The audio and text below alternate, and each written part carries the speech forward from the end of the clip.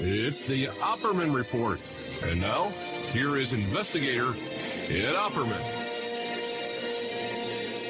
Okay, welcome to the Opperman Report. I'm your host, Private Investigator Ed Opperman.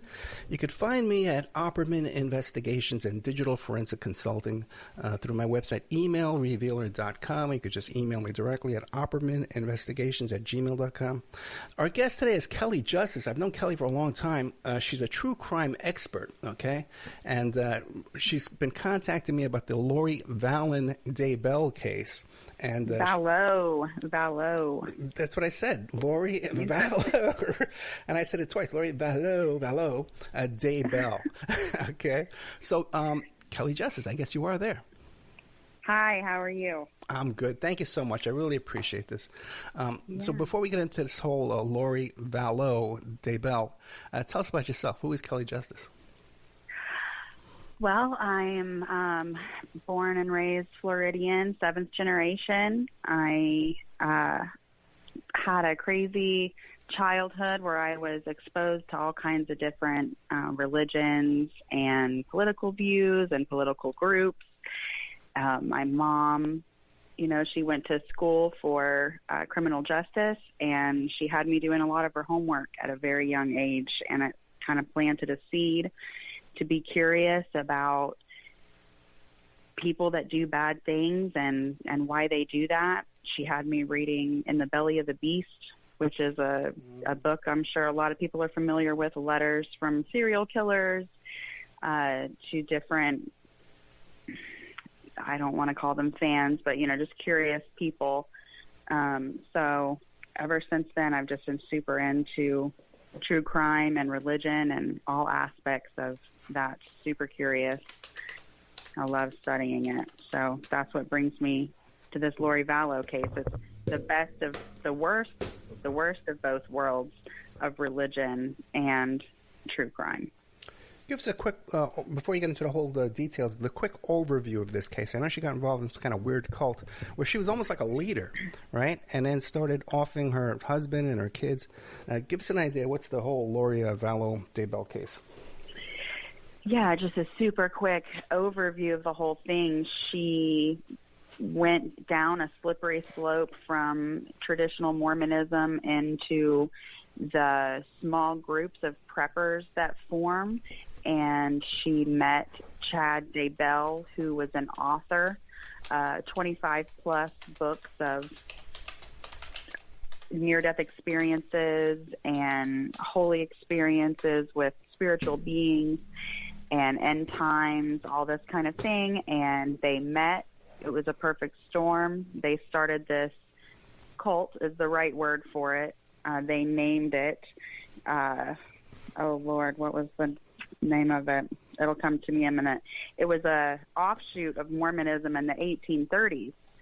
So they were repeating Mormon history, making this subgroup where Charles decided that, or not Charles, but Chad Daybell decided that he had a light and dark system where he could judge whether someone was on the light side or the dark side of spirituality and deemed them worthy to live or not. And with the help of Lori's brother, Alex Cox, they just killed everybody that was in their way. Yeah, I think it's called Preparing a People. Is that it? No. No? Preparing a People is the conference that they met at, and that is a conference of Mormon preppers that meet. I was at those conferences as a little girl. So, yeah, that's not the name. I've got it written down somewhere. I can't believe I can't remember it. Yeah, but Preparing a People was the conferences that they were going to. Now, that's Church of the Firstborn. Church of the Firstborn. Okay, well, that's an interesting was, yeah. name, too. Okay, Church of the Firstborn. Okay. Now, but she was married when she met this guy, right? Yeah, she was married to Charles Vallow. And then, yeah. what was his, was he going along with this, with his wife hooking up with this other guy and starting a cult? No, not at all. It was a slow descent. She started telling him that he wasn't welcome at these preparing a people conferences, or firesides, as they like to call them, where they had this group, Melanie Gibb and Chad Daybell, of course, and her brother Alex Cox. And she said that you're a zombie. You're no longer a person. You're a zombie. You're inhabited by this spirit of Ned Schneider. And they tried to do what we would know as an exorcism, but these people call them castings. They perform these castings. It didn't work, and so he had to be killed. And Alex Cox killed him and told the police it was in self-defense, and just completely got away with it. And she thought she was going to collect life insurance, of course. Right. It's a big motivator for her, for all of the blood on their hands. And he had just recently put the life insurance into his sister Kay's name. So she was very upset to find that out. Now, is this common with the Latter-day Saints or the Mormons for them to believe in people being possessed by spirits? Yes, it is in their doctrine that a certain number of spirits were cast onto our planet in order to tempt us. So there are a certain number of demons that are free to inhabit people, and that is in the Book of Mormon. And they just happen to be in everyone in her family. Right.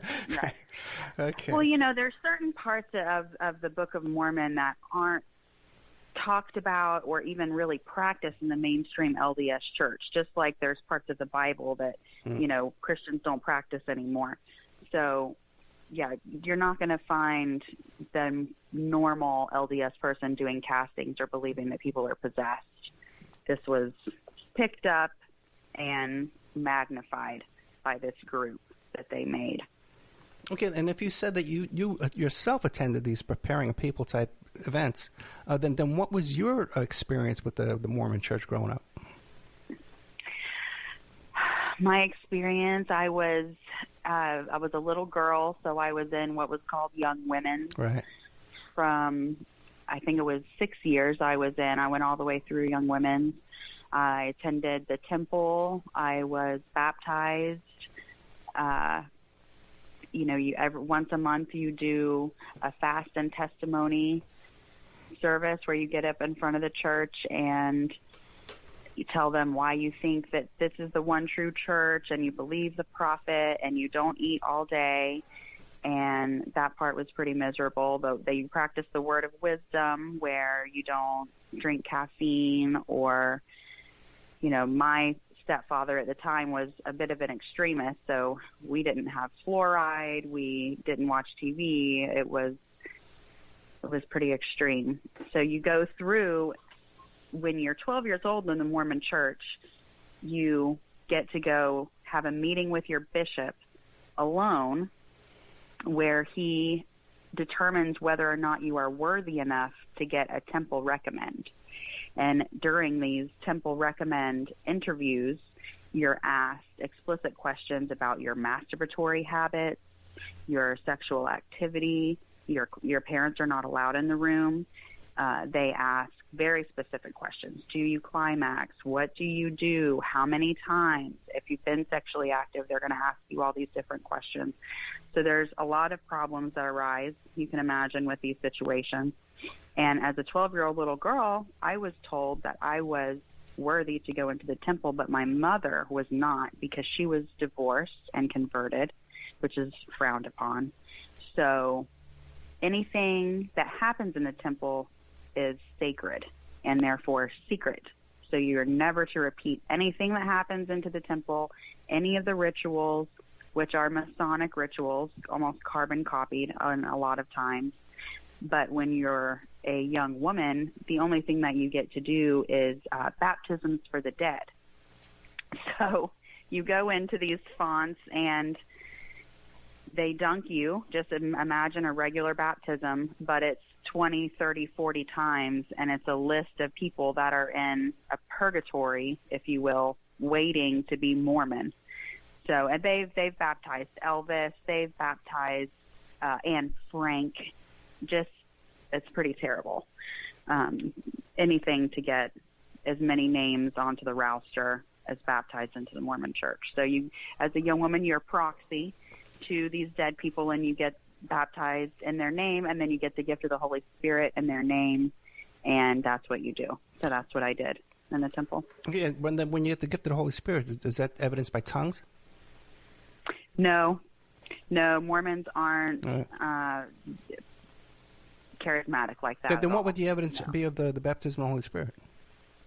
There's no evidence at all. Okay. They just lay hands on you, and they say, you, Ed Opperman, now have gift of the Holy Spirit in the name of Father, Son, and the Holy Ghost. Amen. Gotcha. And then that dead person has the gift.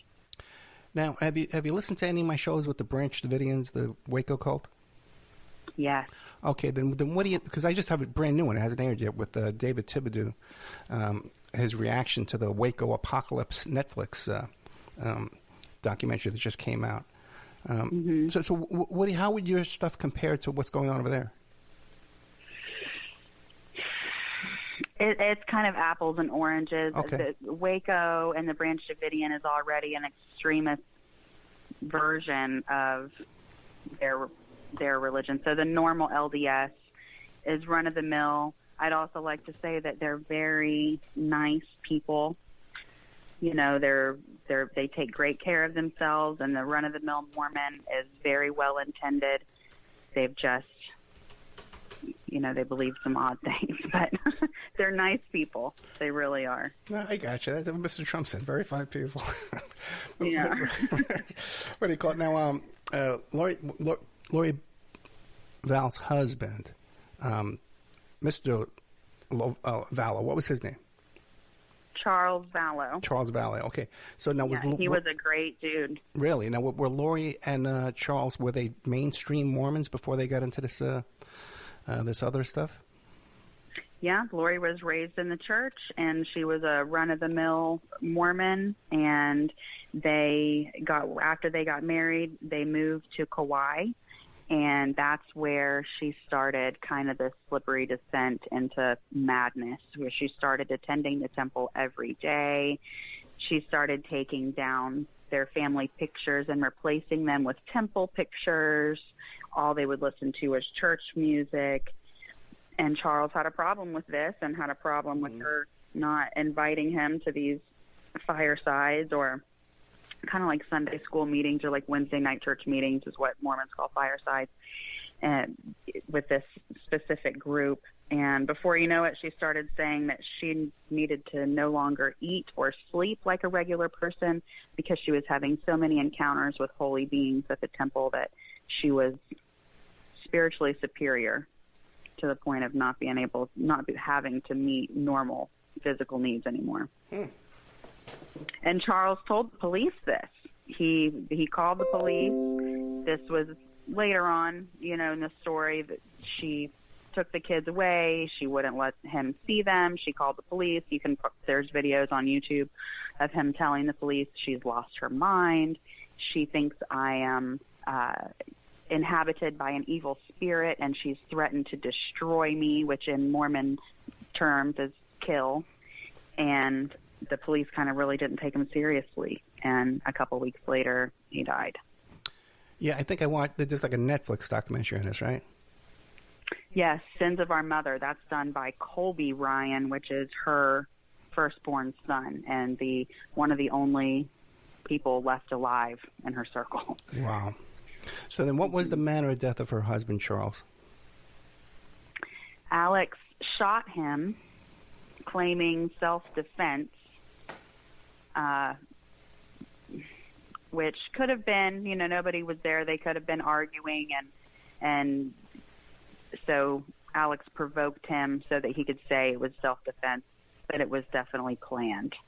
So he told the police that he and Lori were fighting, that her daughter, Tylee, came out with a baseball bat to defend her mother, and Alex sent Lori and Tylee away. They started fist fighting, which led to Alex fatally shooting Charles.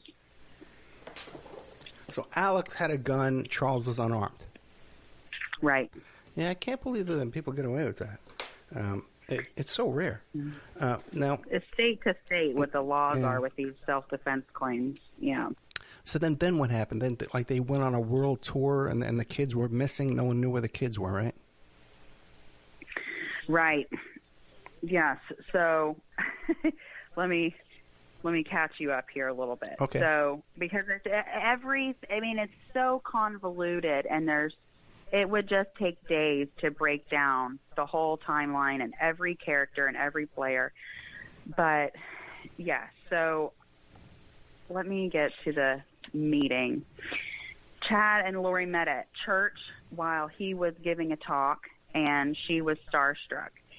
They were already both attending these Preparing a People conferences where she started reading his books. He was the kind of L. Ron Hubbard of Mormonism. He wrote all these fiction books, 25 fiction and nonfiction books, with titles like Living on the Edge of Heaven, Evading Babylon, The Great Gathering, Martial Law, just fear-mongering, crazy. He was a cemetery sexton, so a lot of his books were about supernatural experiences that he had as a grave digger, ironically enough. He did that for many years.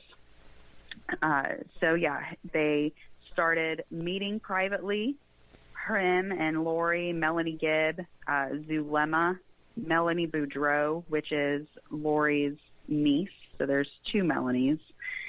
And he told Lori that they had been married in many, many past lives, which is a mainstream Mormon belief of preexistence and many past lives.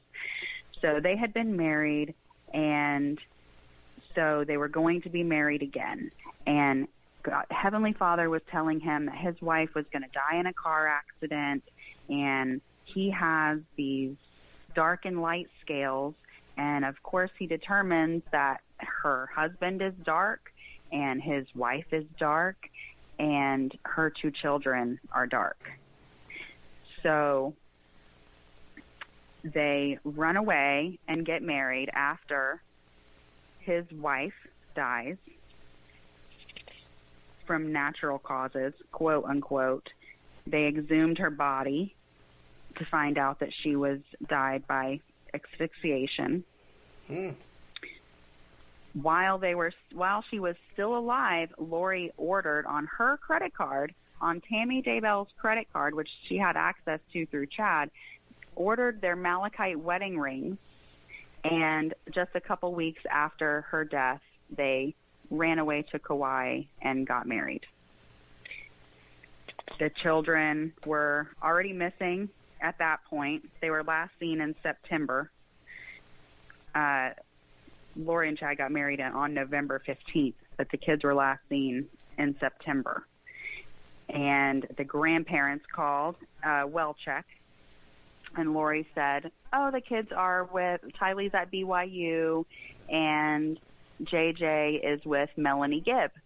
So the police call Melanie Gibb, and she says, no, they're not with me.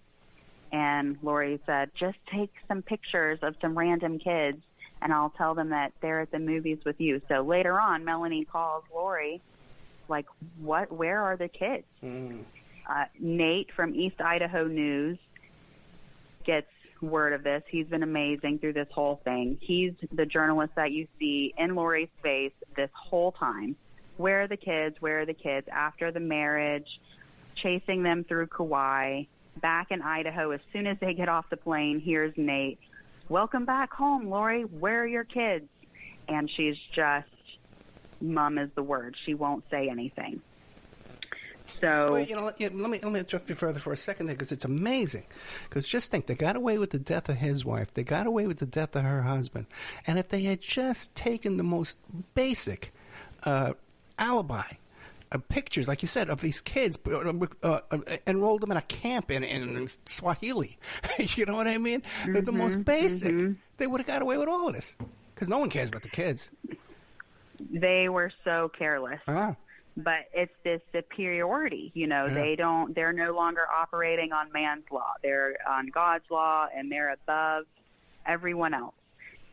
Chad told Lori that they were leading the 144,000 that was going to usher in the second coming of Christ and be protected during the apocalypse. And, he was replacing Jesus in a lot of stories with himself. So, yeah, he totally fed her narcissism, and they just thought they were above everything.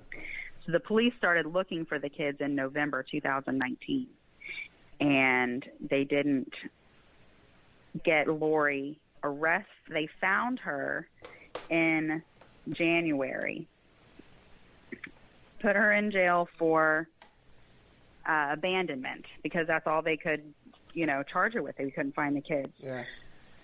And finally, in June 10th, they found the remains of JJ and Tylee on Chad's property in a pet cemetery. And finally, Chad was arrested, and now they both are facing charges. They were supposed to be tried together, but the judge decided to separate them, and so it's two separate trials now. And Lori was originally deemed mentally unfit to stand trial, so she had to be put in a mental institution for a year. Now she's deemed fit, and we're in the 4th week of trial, which has just been the craziest thing you've ever seen, with these people testifying about what they were doing at these firesides and the castings and the names of all these demons. And this person had the power of the weather. Zulema, she had the power of the weather, and she was trying to bring tornadoes to make Charles crash. Before they decided that Alex would just shoot him, they tried to send a tornado, but it didn't work. And she's on the stand saying this with a straight face. Apparently the jury's mouths are on the floor, and defense is asking, or the prosecution's asking, if she still believes this, and she says, yes, it's in Scripture. I still believe it. Then what was she saying at the time to be declared unfit to stand trial? What was she doing and exhibiting at that time that's different now? We don't know yet. We don't know. She probably was just saying her truth. She probably was just saying what she thought to be true, and they're like, we got to lock this broad up and throw away the key. Yeah, because if this is what got her in there declared incompetent, and then they declare her competent, which is ridiculous. I don't think it's a big sham. But then, and then she's saying the same things. I can't imagine what she was doing before that was so different from now. I can't imagine not bathing. What more could there be? So now the defense opened with a freedom of religion. So she still apparently is hell bent on that. I can't wait to see if she testifies. So the defense is that they were authorized to do what they did. Well, her, because it's just her that's on trial now. But yeah. I guess that's what they're going to say, that she was practicing her religion. That's fascinating, isn't it? Now, are these attorneys, are they of the same faith? No, I don't think. I mean, of course, you can never know, but from the way they're explaining and asking questions, I don't think there's anybody in the court that's LDS. Now, she and Chad, do they still have followers that are donating money to them? I bet they got more followers now, if I were to guess, right? There's no one sitting on her side. There's no one there on her side. The defense has already said they have little to no witnesses to call. Oh, really? So, yeah, everybody's pretty much, and everybody that was her friend has already testified against her. It would be funny if they did have followers, but they're at the fireside, and unless we could bring the fire into court with us, we're not going. They're trying to bring an earthquake to the courtroom right now. Yeah, our religious freedom. We got to bring fire with us. What else? Now, this is incredibly fascinating. So now, but we don't know if they have followers that are donating money to them now and supporting them. How about online? Are you following the online debates? Are they any supporters? I've not seen not one supporter. Okay. No, it's just so horrific. That JJ, we found out during the trial that he died by asphyxiation. He was 7. Tylee was 17. JJ was autistic. He was adopted by Lori at just a couple months from drug addicts in her family, but she raised him as her and Charles's son. And so he was found bound at the ankles and the hands. He had a bag over his head and duct tape over his mouth. That backs up the fact that they believe when you die, there's a 2-hour window where a demon can re-inhabit your body unless the body is bound, dismembered, or burned. JJ was bound. Tylee was dismembered and burned to the point where authorities only found traces of organs and rendered fat in buckets. They can't even determine what method of homicide it was that took her life because the remains were just such a wreck. And I guess some of that's due to the expertise of Chad with his funeral experience, right? It must be. It's unbelievable. They were in shallow graves, which is why a lot of people are leaning towards Alex Cox, Lori's henchman brother, is the one who actually got his hands dirty and killed the children and just put them on Chad's property. Because you'd think if Chad was going to do it, he would have at least dug a proper grave. Now and now we know that his fingerprint, there was a latent fingerprint found on the murder weapon of Tylee, which was a pickaxe found in Chad Daybell's work shed with Alex Cox's fingerprint on it. And I think before you said the brother's name was JJ, right? The little boy is JJ. The little girl is Tylee. Okay, and what's the brother's name? Alex Cox. Alex. Okay, now what's the story with him? Is he on trial too? Alex died. He took his life the day after Tammy Daybell's body was exhumed. So the police started connecting the dots and said, we don't think that Tammy died of natural causes. They exhumed her body to find that she was killed by asphyxia. The next day, Alex Cox commits suicide in his home. And his cell phone was pinged in the area the day of Tammy Daybell's death. So we can't rule out that he did that too. Wow. And of course, we're just scratching the surface because we're still smack in the middle of Lori's trial and Chad's haven't even started yet. Now, what about Chad? Was he ever declared incompetent? No. I guess the holdup with him has just been COVID and the fact that they had to decide whether they were going to be tried together or separately. Okay, now, but if she was able to convince her brother of her faith, and he was a loyal disciple of these two, were they able to convince other family members also to win her powers and stuff?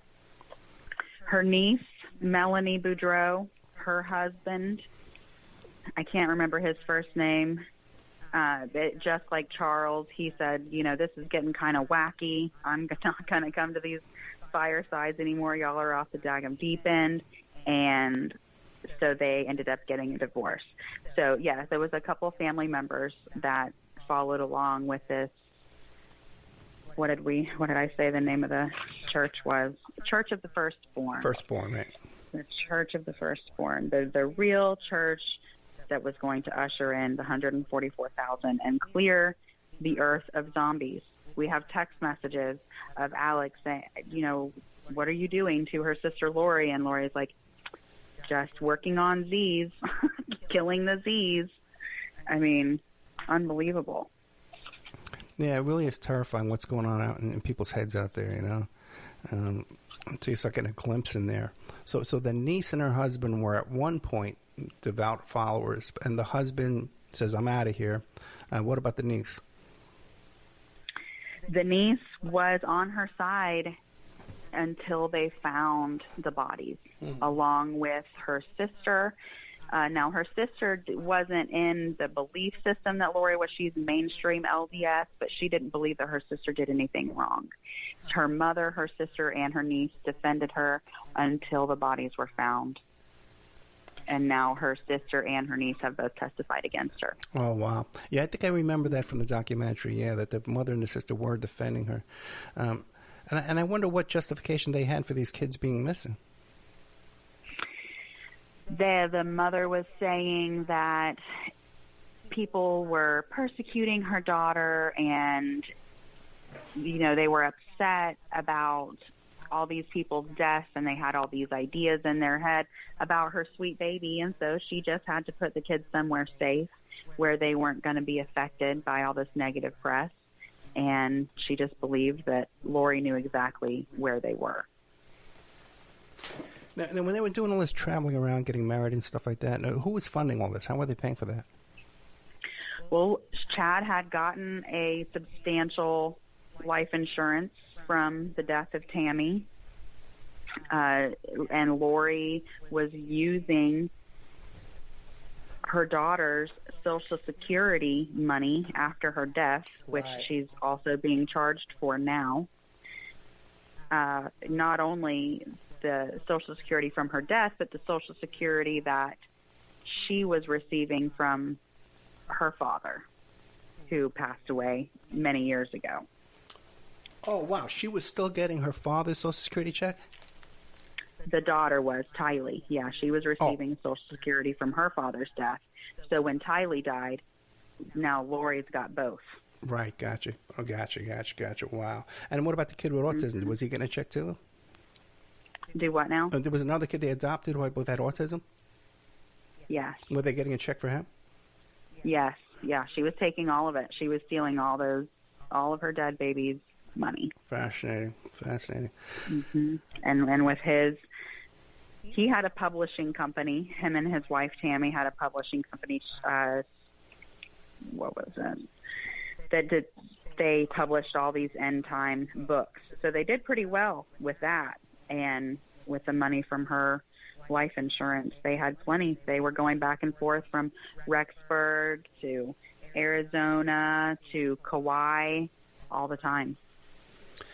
Yeah, those kind of end-of-the-world books, man, those things sell, It's really easy to drum up a market for that bunch. It's really a gullible bunch, and you can take a second hit at them, too, Yeah. These guys know what they're doing. So now what, Chad Daybell, what's the story with his trial? When is that coming? I'm sorry, say that again? Chad Daybell, when's his trial coming? We don't know yet. We don't know yet. I don't think it's been announced. I don't know if it's contingent on the verdict somehow of Lori. They probably want to make sure they hear all the evidence and the witnesses. So, yeah, I don't have any idea. Now, She's been sitting in there a while. In order for not just her, but her brother and her niece and the niece's husband to become convinced of these religious theories that Chad was churning out, were they able to see any real miracles or any kind of substantiated scriptures in the Bible that would substantiate what they were saying? No, not the Bible. So the Mormons have 3 holy books: the Book of Mormon, the Doctrine and Covenants, and the Pearl of Great Price. And so the holy experiences that they had can only be proven by their word of, the stuff that happened in the temple. And they had prayer closets where Chad would go into his prayer closet, Lori would go into his prayer closet, and then they would be together in the spirit realm fighting this war or just being together as a married couple. You know, they had this telepathy. What's that called? The ESP? But when you astro projection. Right, astral projection, yeah. Yeah. The men who look at goats or whatever. Yeah, they would meet like on that. the astral plane, yeah. Yes, yes. Yeah, so they were just, you know, totally tripping without doing any drugs, these guys. Just living in a whole nother existence where the rules of this world didn't apply. Yeah, and then when you become consumed by that kind of stuff 24 hours a day, it's easy to get off on another, like you said, in a fantasy world. Yeah, you get in a bubble, yeah, in an echo chamber, and you have everybody telling you how wonderful you are and how spiritually superior you are, and you believe it. And she clearly still does. She really clearly still believes it. Now, what about the people back at these fireside, what do they call fireside meetings? Mm-hmm. Yeah, no, what about them? They're still having their meetings now, right? What do they have to say about these fellows? Oh, no, they're a little too extreme for us, you know? While they still sell the books. While they still sell the books. Yeah, right. Zulema still believes. Melanie Gibbs says she no longer believes. But, yeah, there's still this fraction of the LDS faith will always exist, because there is such a emphasis on the end times and getting food storage. You know, every run-of-the-mill Mormon is taught that you need to have at least a year per person of food storage in your home at all times. So this is a cornerstone, the apocalypse and being superior, being a part of the only one true church. And it was founded by Joseph Smith in the 1800s, who was a magician and a treasure digger. And the whole premise of him begatting Mormonism was getting a seer stone, which is a rock with a flat surface on one side that's kind of transparent, put it in a top hat, put his face in the top hat, and was able to decipher and write the Book of Mormon. And he's seen God and Jesus, and they told him, there is no true church. You have to form your true church. Yeah. And a lot of people, there's evidence to support that all of this was, of course, for money, but also because he wanted to have lots of wives. Oh. So he had to say that God said that he had to do this.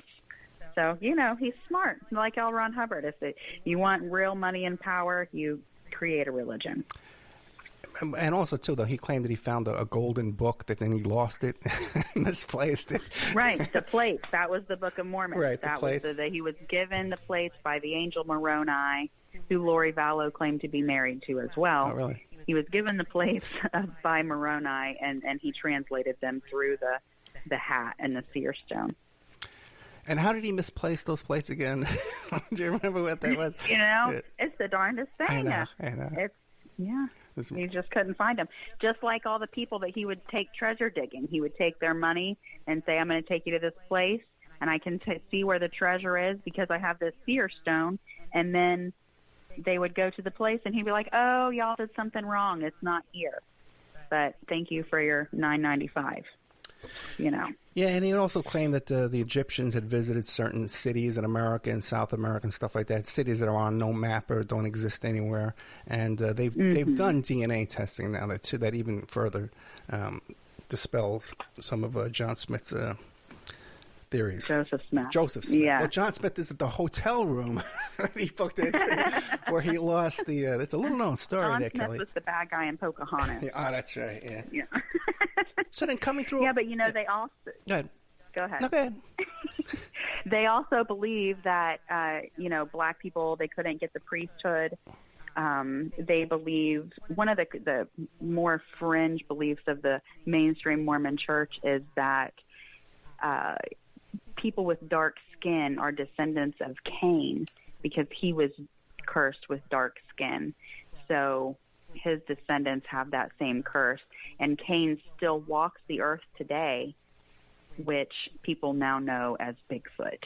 And this is what they believe. Oh, really? See, I hadn't heard that part, but I remember Jerry Falwell saying that the black race was a line of Cain, and that wasn't that long ago.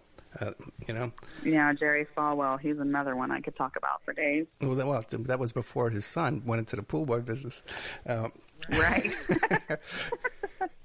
Did you know when that story first, because it hadn't even hit the papers yet, when the story first came out and all the rumors were in the background, he called the kid an aquatics engineer.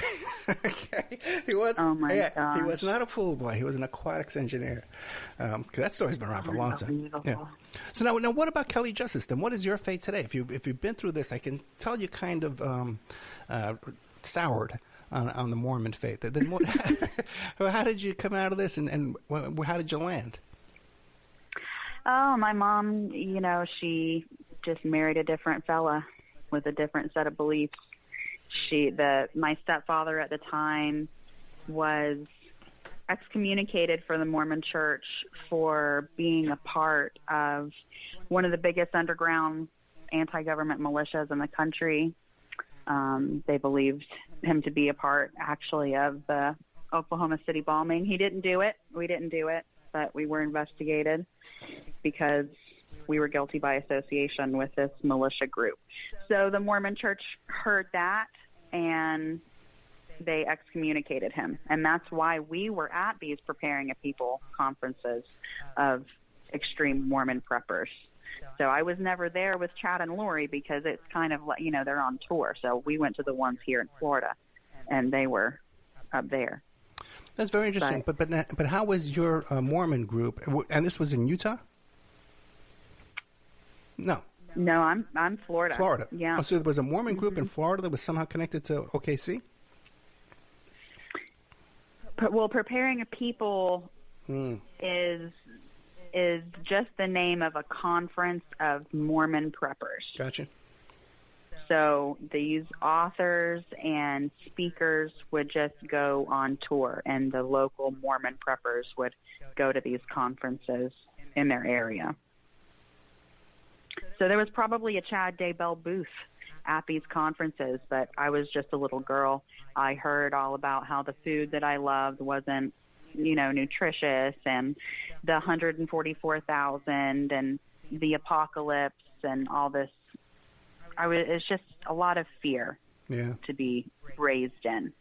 I didn't enjoy being asked invasive questions about my sexuality. I didn't even know what masturbation was when I was 12, and he was asking me all these questions about it. I didn't like the feeling of them telling me that I had to keep secrets from my mom, who I was better than. None of it sat right with me.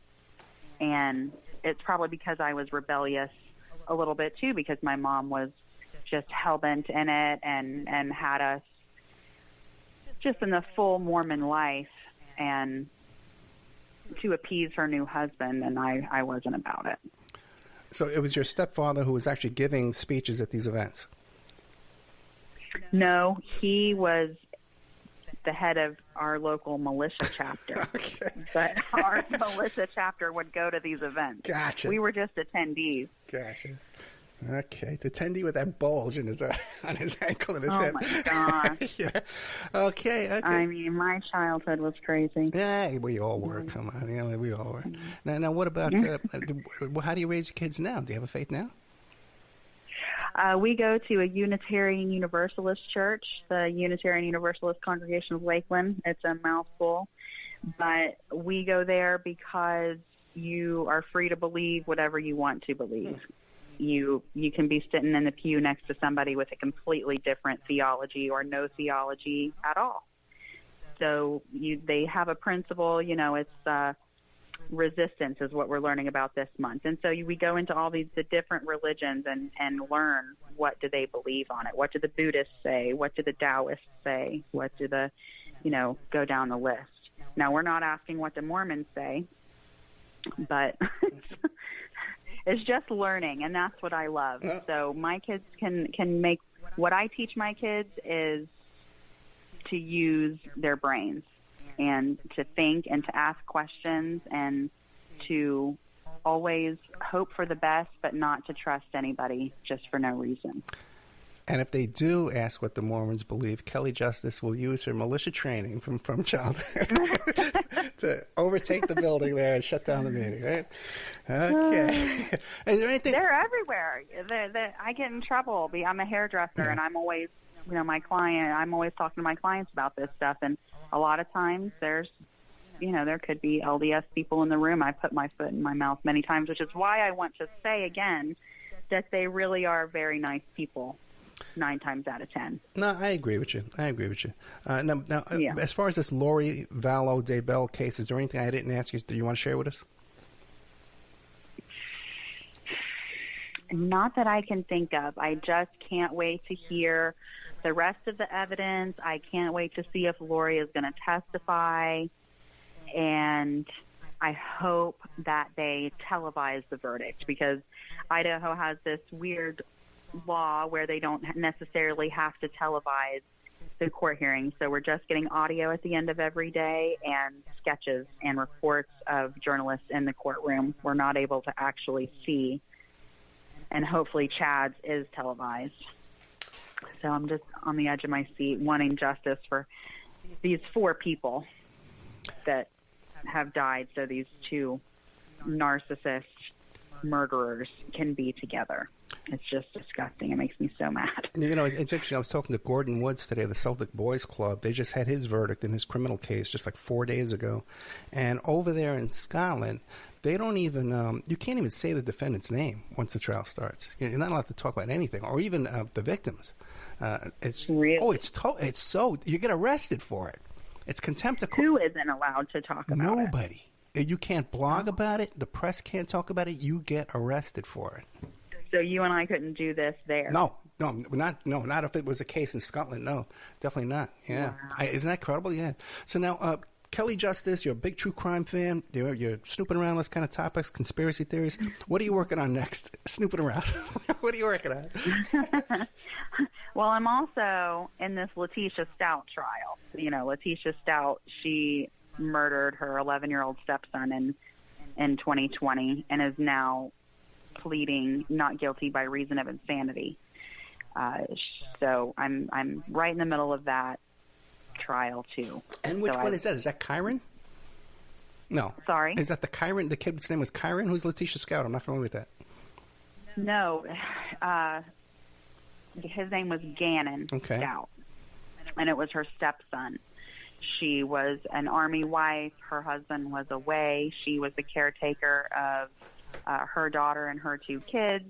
And she just hated her life, hated her husband, and she lost her temper one day, stabbed, shot, and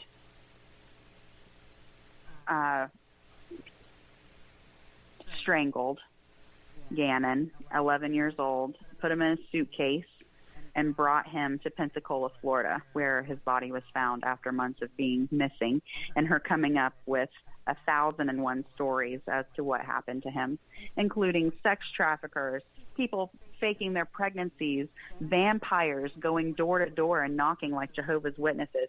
I mean, these 2 cases right now are just the craziest thing I've ever seen. And they're at the same time. It's unbelievable. Oh, and one more thing. The first week of Lori Vallow's trial, something happened that I've never seen in court, and I have followed every major trial since OJ, watched it through and through. So the autopsy pictures are on the screen of JJ and Tylee. I think this is the 2nd or 3rd day of trial. And she got upset, which is the first and only time we've seen her show any emotion at all. And defense excused her. They motioned to the judge that she be excused for the portions of the trial where autopsy photos are shown. And the judge denied her motion. He said, we go to such extents in the court to make sure that the defendant is in the courtroom that if they're disruptive, we put them in the chair and gag them. He's like, you're not getting out of here. So she threw a fit, literally stomped her foot, put her hands on her chest.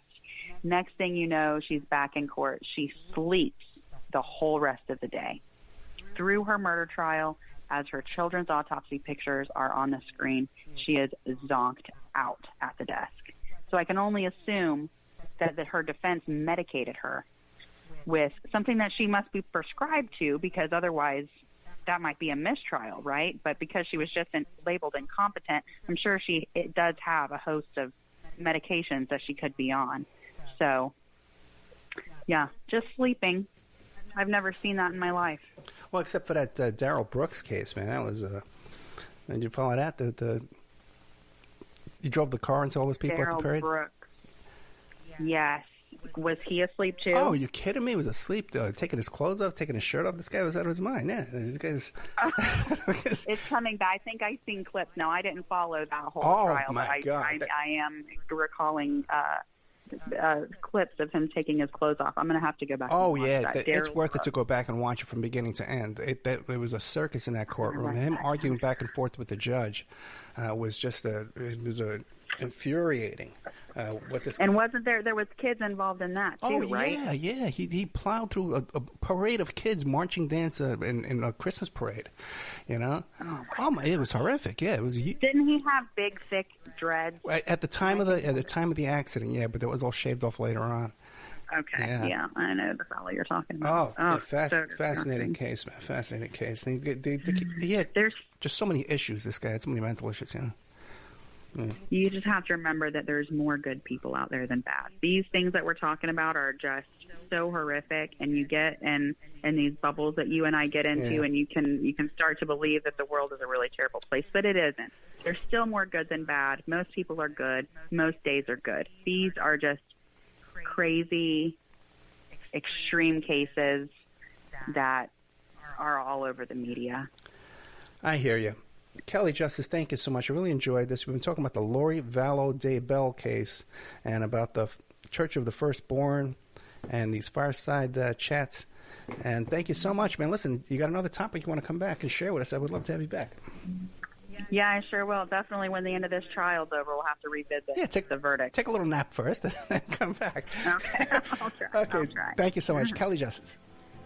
Thanks, Ed. Have a good day. Good night.